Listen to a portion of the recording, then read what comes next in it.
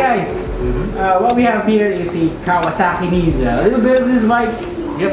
So this is a 650cc parallel two-cylinder engine. So you can consider this as a sports touring bike. This is 2015 model. 2015 model. So ano gagawin natin ngayon? Ang gagawin natin ngayon is we're going to do a change oil. So we're gonna show you on how to do it. Without removing the filter. Yes. I guess you have to let go of the gear already, not sure. Alright, so ito yung mga kailangan natin gamitin. Siyempre, unang-una, kailangan mo ng langis. So for this, you need to prepare a 2-liter engine oil. Pero since hindi naman natin tatanggalin yung oil filter, 1.7 lang yung gagamitin natin. So may matitira dito. Then, pantanggal ng drain plug, you need to have a 17mm socket. And then, sama nito. Then you need to, in case lang naman na mahirapan ka, gamit ka ng embudo or a funnel. Yan. Basahan, rod. Tissue, kailangan mo. Pliers, pantanggal ng oil cap. Then this one. This is a washer para sa drain plug. Then yung pangsalo ng used oil. Okay, so first kunin mo yung socket. Prepare mo na. So, andito pala yung drain plug. So, dito, ito yung tatanggalin mo para ma-drain yung oil natin. So, you need to put this in here. Then, twist. Yan. Malawag na yan. Then, you can use your hand to remove the nut. Tapos, i-ready mo na yung bowl mo para hindi ka magkalat ng langis sa sahig. Okay, that's it.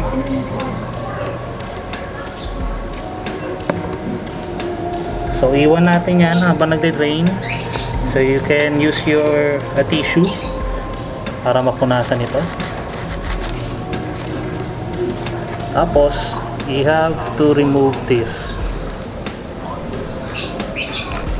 old washer, or maybe medyo masikip, kailangan ko ng maybe a screwdriver para lang masungkit ko to.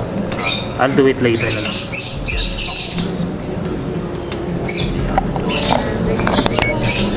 Okay, so I managed to remove the old drain plug, the washer. So discard na natin to. So I have the new one here. So syempre kailangan kong punasan. Kailangan malinisin eh.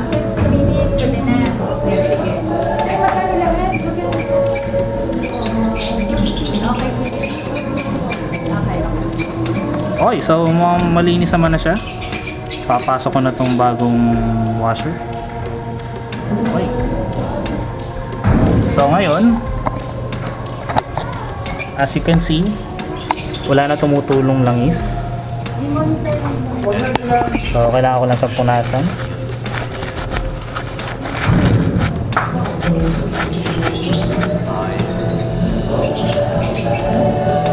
So papasok ko na siya, yung ating drain plug. Using your hands.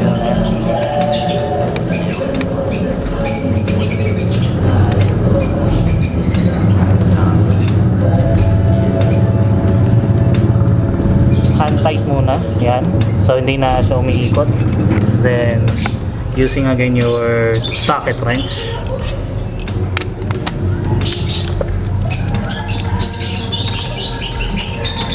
Okay. Ang technique, hawakan mo na siya ng ganyan, then twist hanggang sa hindi mo na maikot.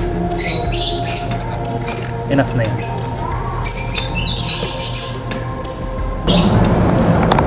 Okay, so naibalik na natin yung drain plug sa kabila.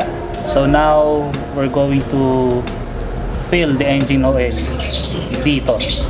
So this is the oil cap. So kailangan natin siya tanggalin. Oil tank. Cap ang sabi ko. may nanggugulo po doon sa kabila. Okay lang yan. So kailangan mong gumamit ng basahan saka ng pliers. So bakit nga pala kailangan gumamit ng basahan? Kasi kung maarte ka at ayaw mong magasgasan to, gumamit ka nito. Pero kung wala kang pakialam sa motor mo, ito na. Huwag ka na gumamit ng basahan. Okay?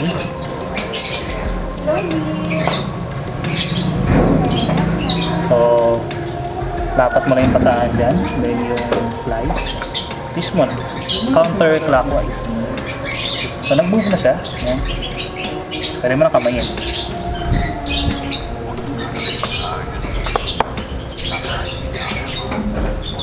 So, syempre, kailangan mo rin punasan ito para matanggal ang dumi.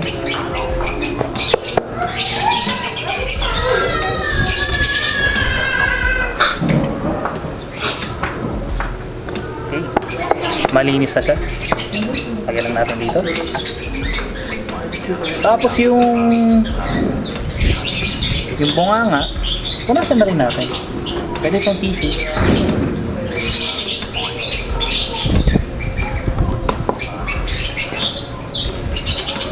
Okay, so malinis na.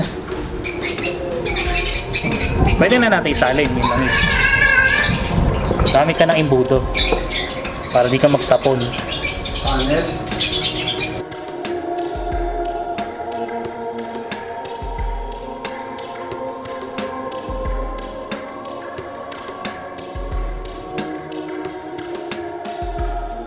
Ich war voll auf Entzug und ich war eigentlich gar nicht dort. Ich wollte sie vergewaltigen, aber Ayan. Okay, so medyo hindi maganda yung embudong to. Palitan natin ng mas maganda. Yan. Saan nakabili niyan? Ito nga pala yung budong to mabibili sa Suking Japan Store. Sa mall, meron ito.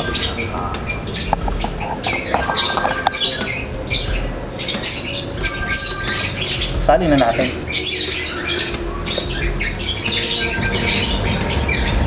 Ha? Madali. Okay, so we already filled 1.7 liter.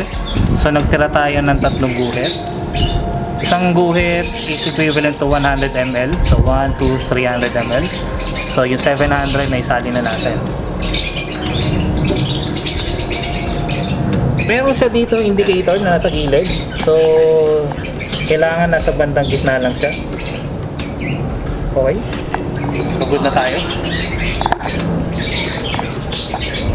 So tatanggalin ko na yung imbudo. May natitira lang konting langis. Sumutin na natin. Pati yung sayang.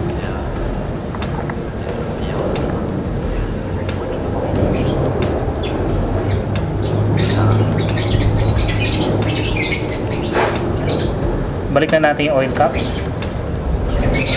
Nilinis ko naman to kanina, to okay na yan. Hand tight muna tayo. Okay, so masikip na.